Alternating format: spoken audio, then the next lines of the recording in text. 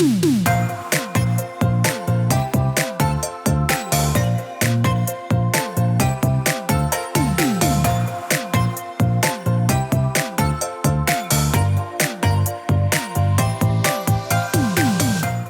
to the Plant-Based Podcast. Did you know that plants are truly amazing? Not only can you grow them and eat them, you can also wear them, drink them, nourish your skin with them, and so much more. Let Ellen and Michael inspire you to love plants as much as they do, as they chat with the movers and shakers in this wonderful plant-based world. So, let's dig in. Hey guys, our Series 8 sponsors are Floret. They're a farmer-owned cooperative who believe in selecting only the finest, freshest salad mixes, delivering the best salads naturally full of flavour. Did you know their salad bags can be recycled at supermarket soft plastic recycling areas as well? Why not create all kinds of recipes with salad leaves, but how will you make your dish unfloretable?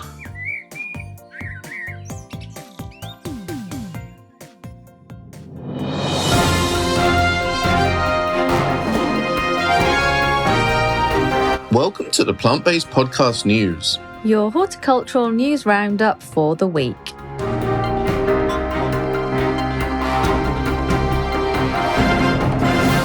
Love it or hate it, rocket is popular all over the world. It's known for its pungent and peppery flavours. It might look like an unassuming leafy vegetable. However, experts have found that the reason for its taste and health benefits all comes down to genetics. So, you either like it or you don't, much like coriander. Campaigners have called for a crackdown on artificial lawns and turf as sales of the products have surged. Opponents of the lawns made from plastic fibres have called for them to be taxed or even banned amid fears over their effect on the environment. Concerns over their safety and health impacts have also been raised.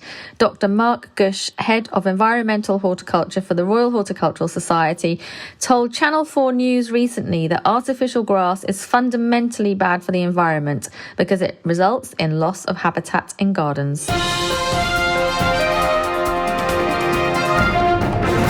Once every 10 years, all the horticultural greats gather during an international horticultural expo called the Floriade. This year, it has been built in the city of Almere in the Netherlands.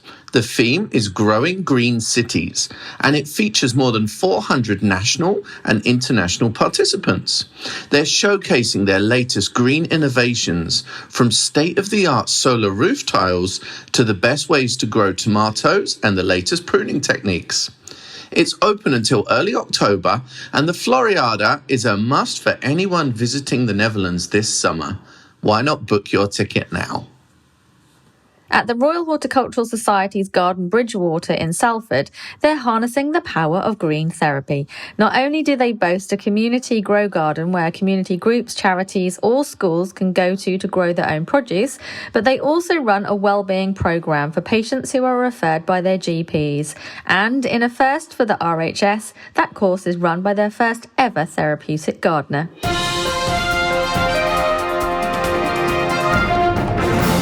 The Festival of Flavours by the RHS is new for autumn 2022. This brings together growers and chefs, communities and schools, families, foodies and gardeners of all ages and backgrounds. The RHS Food Festival will take place from the 30th of September across all RHS gardens. So why not check their website for the full programme? Inmates at Her Majesty's Prison in Maidstone won the Best Community Project for a second year in a row as part of the annual Maidstone in Bloom contest.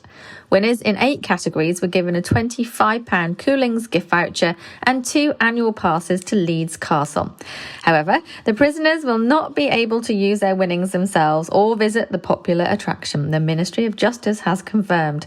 Instead, the £25 gift voucher will be reinvested into gardens at the County Road Jail for their next project.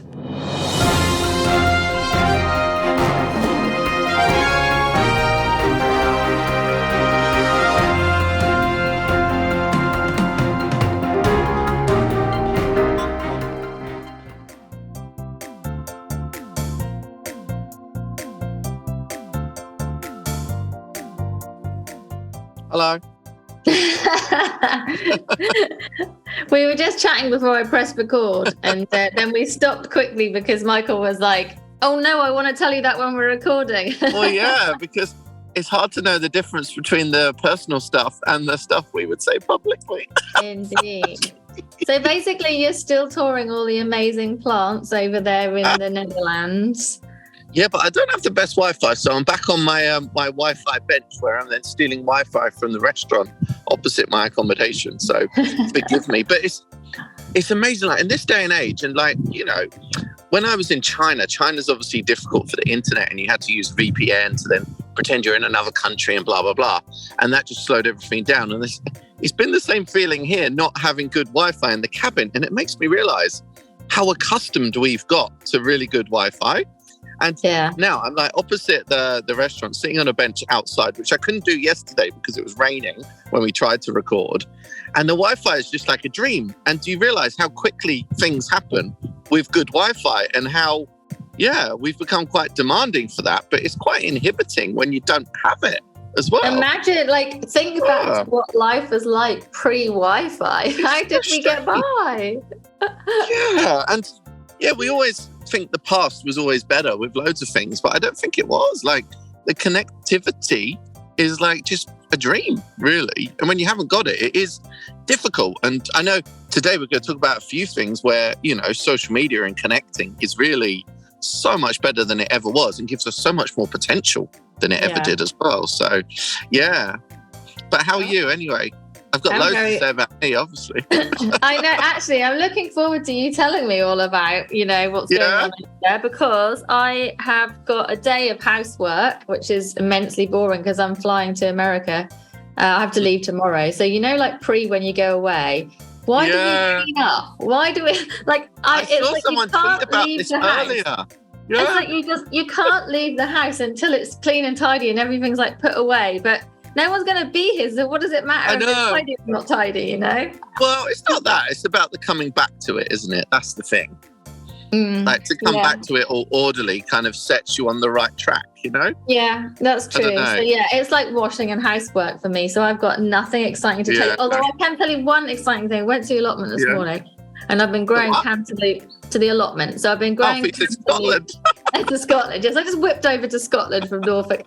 I have been growing cantaloupe melons. I grew them last year, and I got I got 2 last year, and I've grown these outside. And everyone's obviously complaining about it being hot and not enough rain, and then too much rain, but the melons have loved it.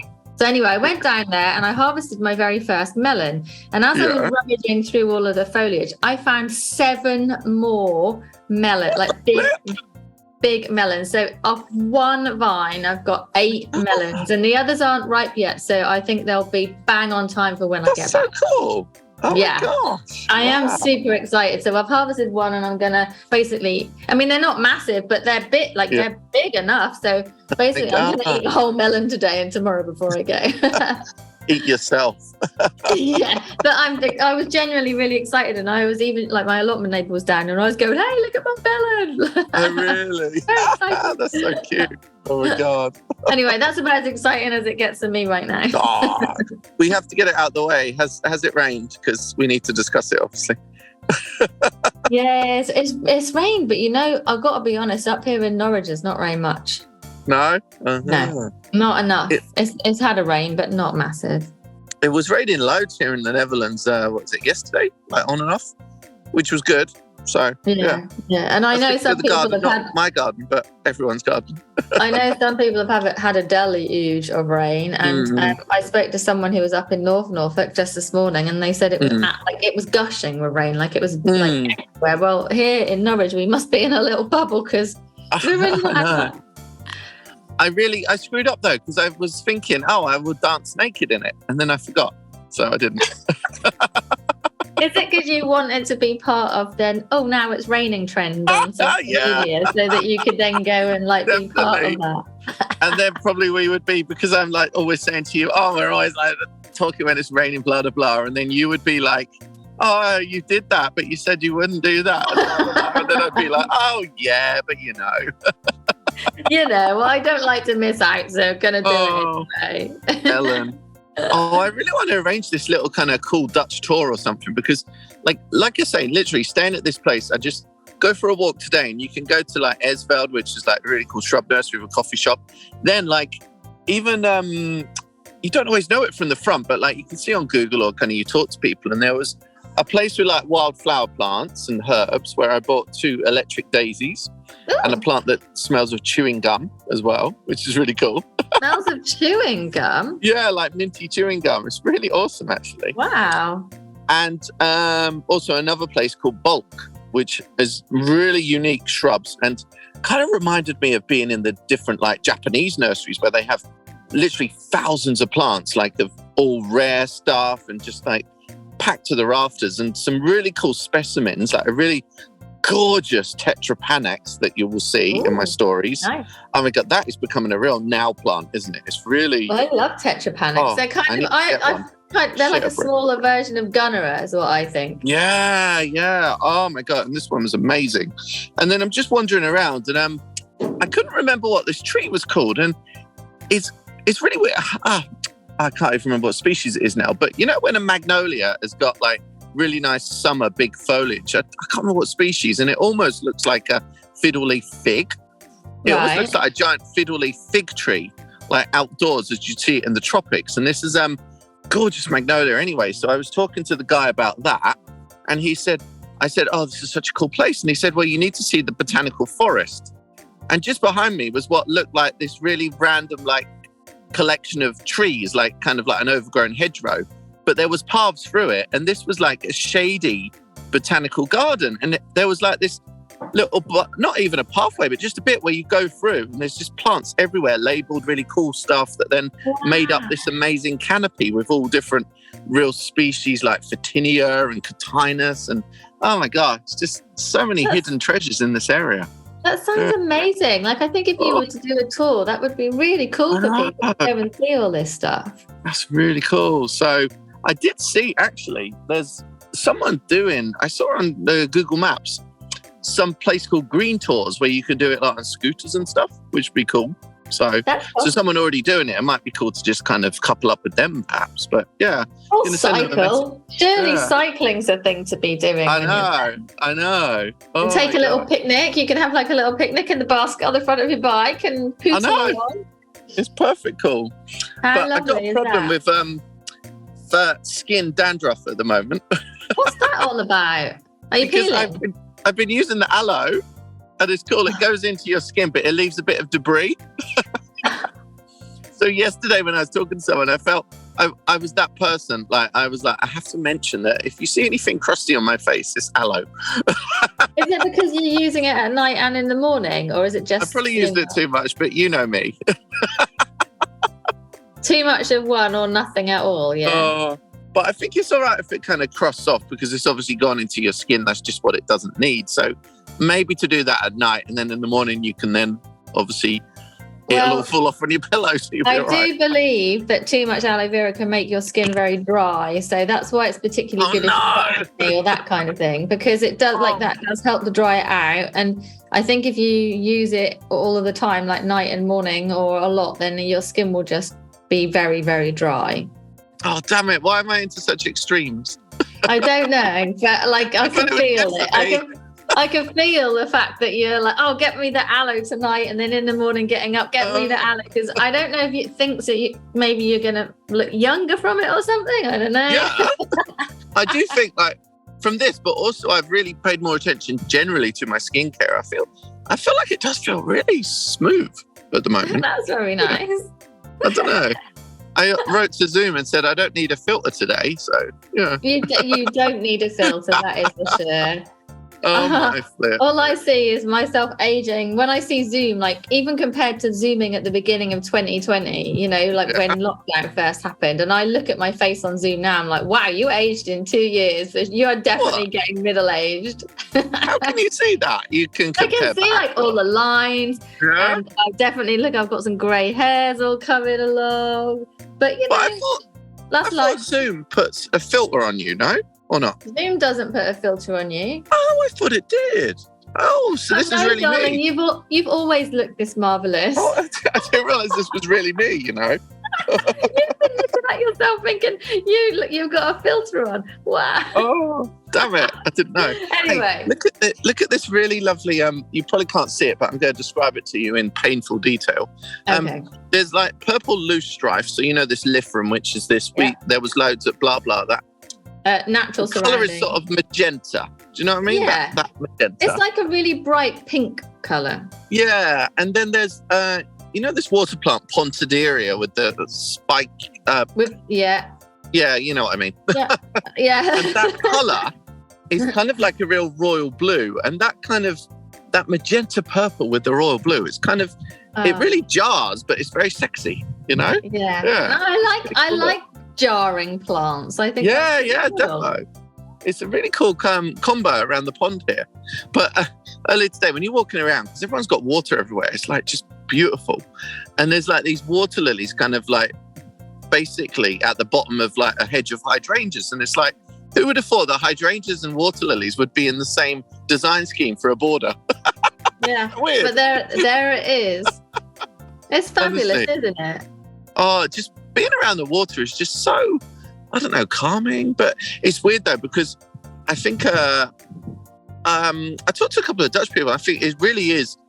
I think it's almost like a prerequisite that you need to learn to swim when you're at school, because like in UK, we're not really generally like forced to learn to swim. Like I certainly wasn't. So I'm really we had swimming scared lessons when there's so at much school. water around me, We had swimming lessons at school. Yeah, but not compulsory, were they?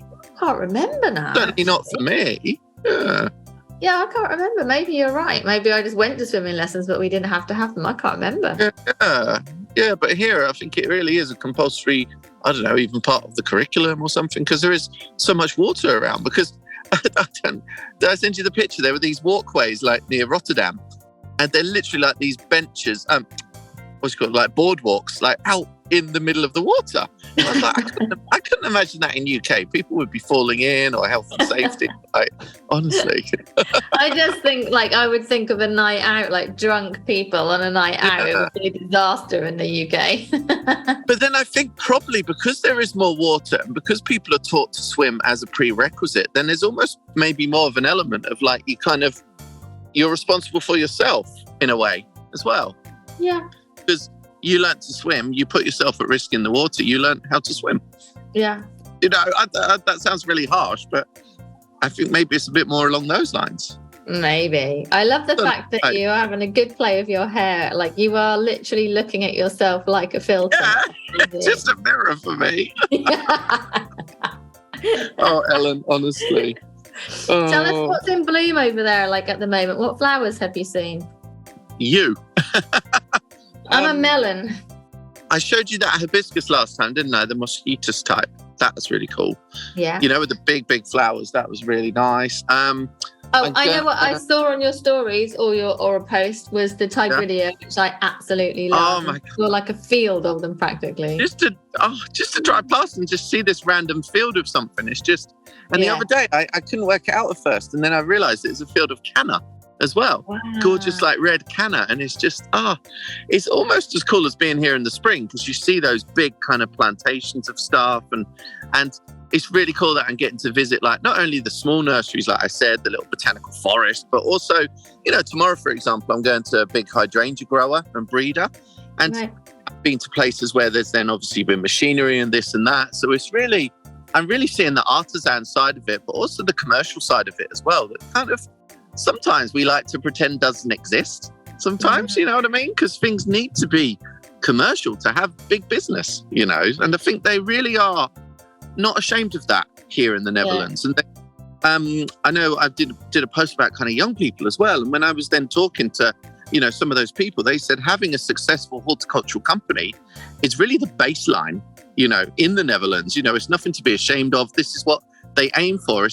There's no shame in kind of being an industry, if you see what I mean. And and we can have kind of smaller settlements, but we need to have those bigger ones to keep a lot of different countries kind of working as well, and kind of I think we have to remember also that basically the horticultural industry in total, so not just growers, but in total is worth billions of pounds in the UK, and we shout about that. So we're like, wow, horticulture's worth this, but then no one really wants to shout about making money within that. Like that is how the economy goes, you know. So yeah. And we're always, I just feel sometimes we're always bashing the big companies, but it's the big companies that support, you know, a lot of the little companies to do what they do. They also support a lot of, you know, things in other countries as well. You know, in countries that are not as rich as us, they would be, you know, working in horticulture. It may be,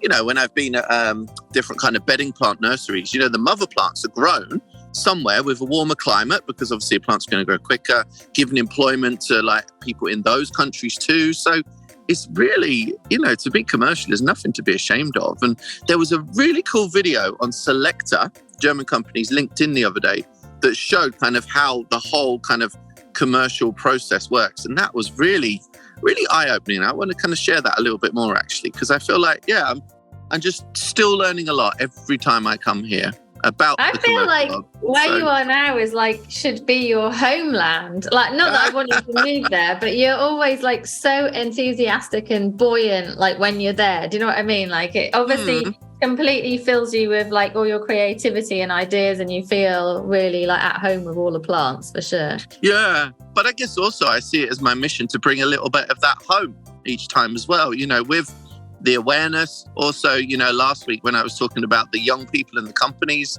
you know, to bring back a bit of that as well, because, you know, I don't know, with young people in horticulture in the UK, we're still not allowing them to have what they need or to feel the way they need to feel as well.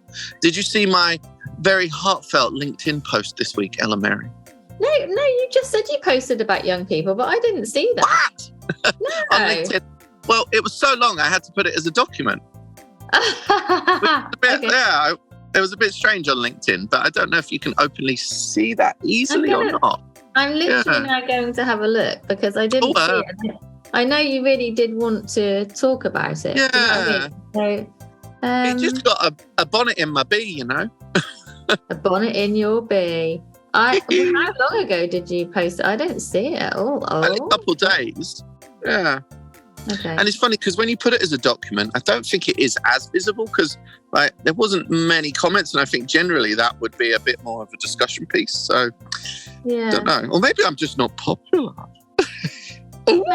Maybe no one agreed with you. Oh, I see it now. Maybe. Your thoughts on horticulture, and there's a document. Yeah.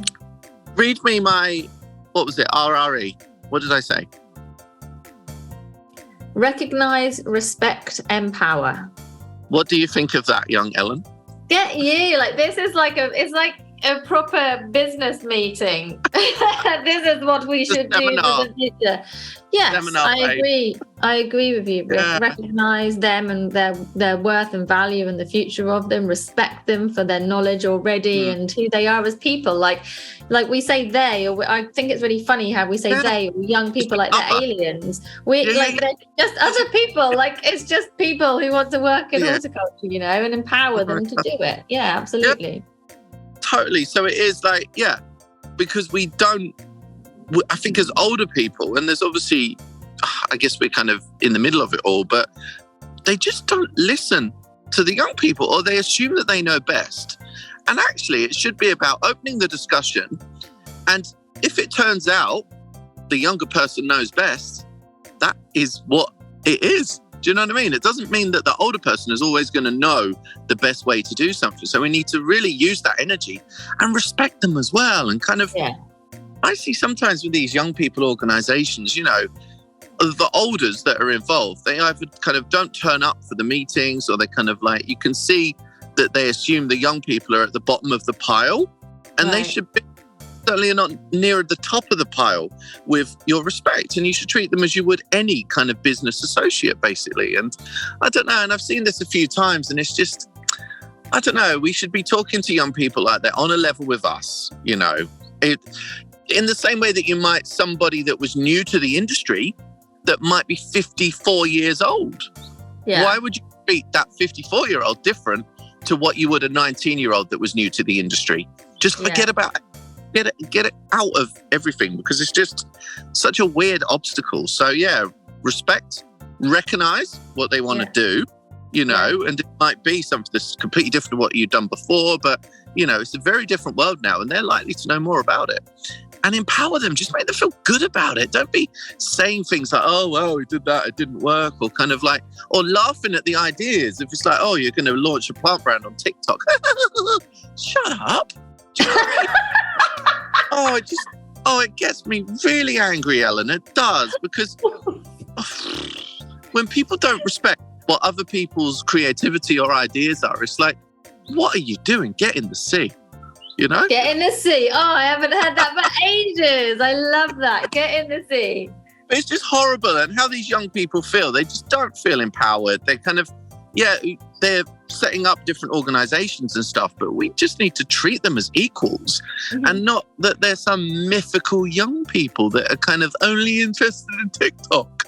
Well, no, this could be a really important business platform. So it is not a bad thing that they're interested in TikTok. Chill out, you know. The point is, it's people who are interested in plants. You know, it doesn't matter, you know, their age, their background, their experience. Everyone should be welcomed. And people always talk about, you know, succession for the industry. But then when there are so many people out there who are interested, and then we don't give them the respect or recognize them or empower them. So, yes, I completely agree with you.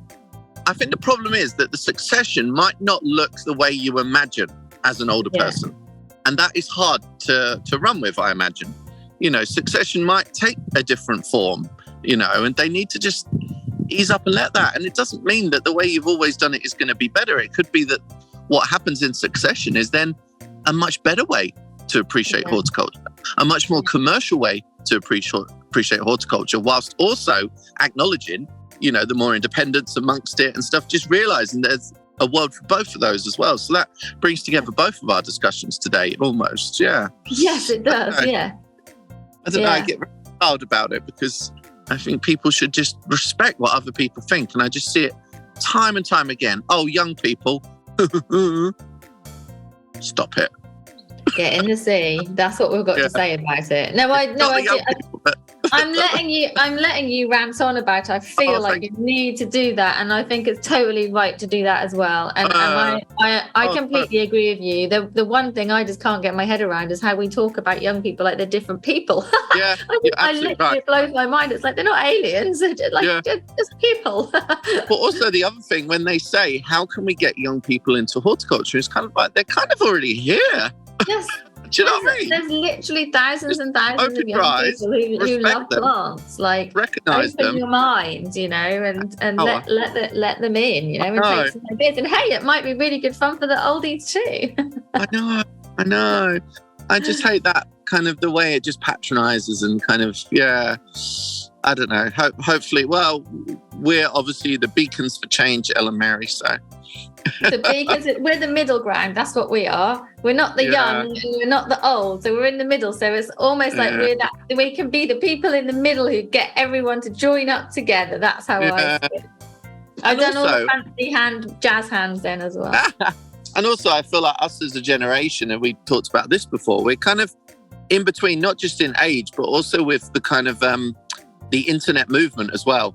Like we were around before the internet was a vehicle, but we've also seen it used as a vehicle. So I think that gives us a nice, sometimes the elders, because they haven't been around with the internet in their formative years, they don't quite recognize it in the same way. So I think, I feel like it's our mission to help as much as we can, really, without being some weird saviors, but Weird saviors. I agree. That's cool. Thank you for that. It was very cathartic. I'm really pleased that it was. I'm doing a talk at a horticulture event in Birmingham in September, and also one in back here in Holland. And I really need to get into that sort of discussion, but I feel worried that I'll kind of like really start ranting on stage and be like, You won't, because you'll have a structure. You're good at speaking, you know, so it's like getting your point across and having a discussion without ranting. You can totally do that. You can rant away on the podcast, like that's fine. But sometimes when something doesn't get somewhere, you think that maybe that is the time to just kind of have the tantrum. Do you know what I mean? Because that's the only time. Maybe like having a tantrum at an event might make people really stand up and be like, oh, wow, I'll see which one's got the best food to throw. Oh, dear. Oh, Ellen, it's so nice to see you. I quite like you. I never know if you're being sarcastic or not. No, you're too cute, honestly. When are you flying, by the way? I'm flying early on Saturday morning, but Saturday there's a train strike, so I'm going down on the train tomorrow, staying at Heathrow. Oh! So you're staying in a capsule hotel? No, I'm actually staying in the Hilton Hotel at the terminal. Oh, that's nice. But last time I did stay in I can't remember what it's called now, the one at Terminal 3, which is the capsule. So there's no windows or anything, but I love it. Oh, I think, I've been in there, yeah. There wasn't any rooms available.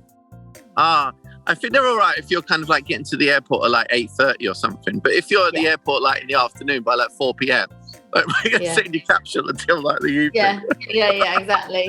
Yeah, I've got to get myself all the good deals. I'm like on booking.com and all that kind of thing, finding the best I can get. And I have to weigh up like the driving and the train and the hotel and then a train strike and everything else. You. So, blah, blah, blah. It doesn't matter. I get to go see my balcony plants, and I'll tell you something quite funny. So when I left, he's been hiding them from you, hasn't he? He has. So when I left, I'd kind of done as much as I could. Like I have to know, I'm not there half the year, and my husband doesn't 100% care for them. So I'm very careful about what I plant, thinking it will all be easy. And he's sort of showing me all of the pots. They look fine, but he's not showing me the hanging baskets. And I notice even when he's doing like a little tour, he's avoiding showing me the hanging baskets. Anyway, he knows I'm going to be there on Saturday afternoon. And today he sent me some photographs of some of the plants on the balcony, and it's saying, do I need to deadhead these? Should I do this with these? And I'm like, so basically he's done nothing. Now he knows I'm going to be there in 2 days. He's having a really quick tidy up to make it look half like what you should do is just put like new plants there and then just pretend that they look good. Just like when someone, I don't know, when someone kills someone's cat and then replaces it with one the same colour. Well, not kills it, but loses it. I probably wouldn't remember all the things I'd planted anyway, so he totally could get away with that. Well, yeah, exactly. So, and that would be respectful as well, to be quite honest. So basically, I'll be on my balcony gardening from Saturday anyway. So cool. Nice to see you, Bean. Nice to see you too. Enjoy the rest of your trip. I'm just checking out my chin. I'm just checking out any dry skin from over aloeing yourself. Bye. Everything produced by Floret, sponsors of Series 8 of the podcast, is grown by a network of passionate local farmers who make quality and freshness their top priority. Whatever the dish, savour the flavour and make it unfloretable.